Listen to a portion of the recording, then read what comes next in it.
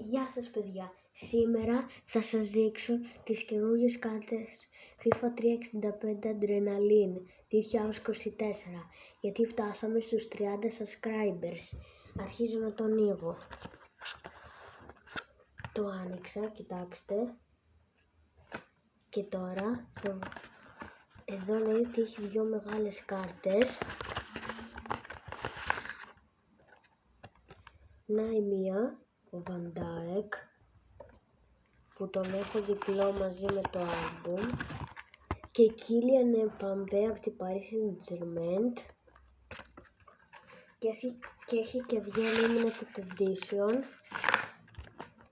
σακουλάκια,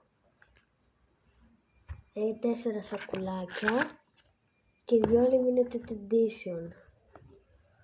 Ο Ciro Immobile από την Lazio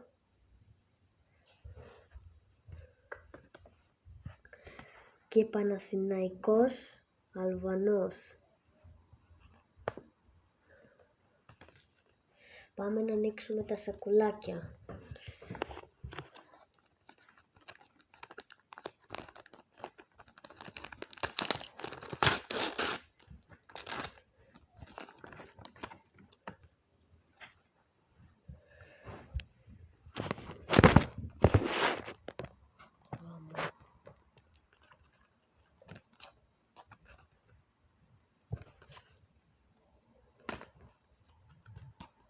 Κάπτεν του Ολυμπιακού,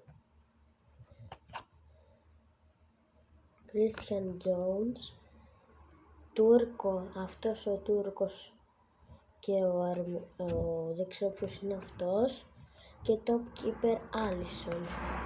Και τα επόμενα σακουλάκια θα σας τα δείξουμε σε άλλο βίντεο που θα ανοίξουμε ένα πακέτο. Γεια σας!